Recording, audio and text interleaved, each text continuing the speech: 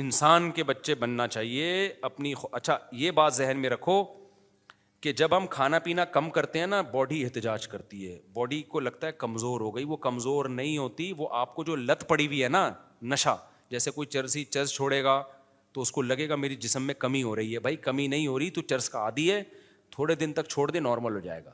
تو ایسے جب آپ اپنا کھانا پینا کم کرتے ہو نا تو آپ کو باڈی میں لگتا ہے کمزوری ہو رہی. وہ کمزوری نہیں ہوتی, وہ آپ کی باڈی کو چونکہ لت پڑ چکی ہے, نشہ ہے, وہ جسم ٹوٹ رہا ہوتا ہے.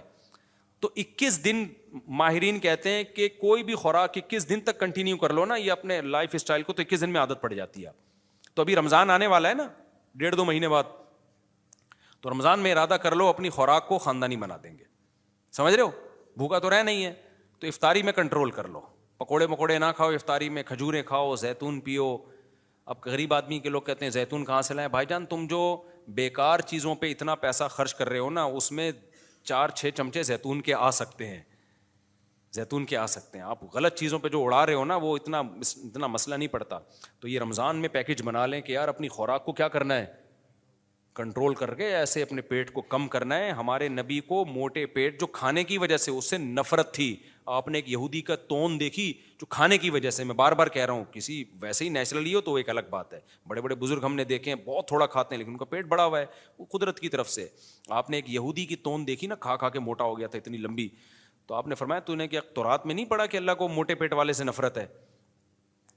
تو یہ جو کھا کھا کے گینڈے ہوتے جا رہے ہیں اور کہ کھاؤ بس اللہ کے نام پہ کھاؤ, تو کچھ بھی نہیں ہوتا.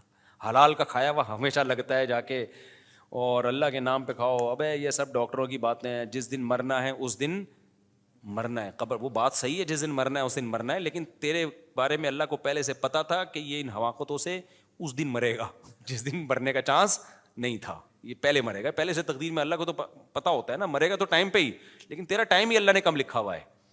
اللہ کو پتا ہے کہ یہ نالائق اتنی تقریریں سن کے بھی ٹس سے مس نہیں ہوگا. تو یہ بہت زیادہ ٹائم ہو گیا, بس میرا خیال ہے کافی ہے, باقی اس سوالات پہ جمعے کو دے دیں. تو اپنے آپ کو نا جاپانیوں کو مسلمان بنانا ہم نہیں بنا سکتے بھائی, سیدھی سی بات ہے.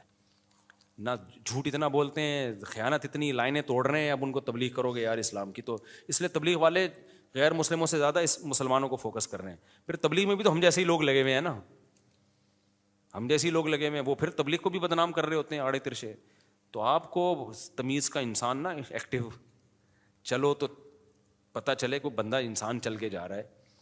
تو آڑا ترشے موٹے آڑے ایسے ہی مل رہے ہوتے ہیں. جیسے ہی میں کراچی میں اترا میں نے دیکھا بھائی ہمارا تو پاکستان تو پھر ایسا ہی ہے.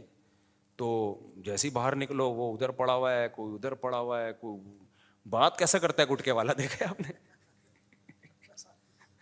بات سوں ساں بولے گا وہ کیسے بات کر رہا ہو. بہت ہمیں ریپیئرنگ سے اب ہم صحیح نہیں ہو سکتے, ہمیں کھول کے دوبارہ جوڑنا پڑے گا. اب جاپان اگر 6 سال میں ہمیں اسکول میں داخلہ بھی دے دے نا ہم ٹھیک, ہم کھولیں گے دوبارہ سے. جو جاپان میں گاڑیاں کھلتی ہیں ادھر چمن میں آ کے جڑتی ہیں, تو اب ہمیں بھی یہاں کھولیں گے جاپان میں جا کے جڑیں گے. اگر یہی جڑ گئے تو پھر ویسے ہی ہو جائیں گے, تو شاید ہم کچھ ٹھیک ہو جائے, ورنہ بہت مایوسی کے حالات. اللہ سمجھنے کی عمل کی توفیق عطا فرمائے. ہماری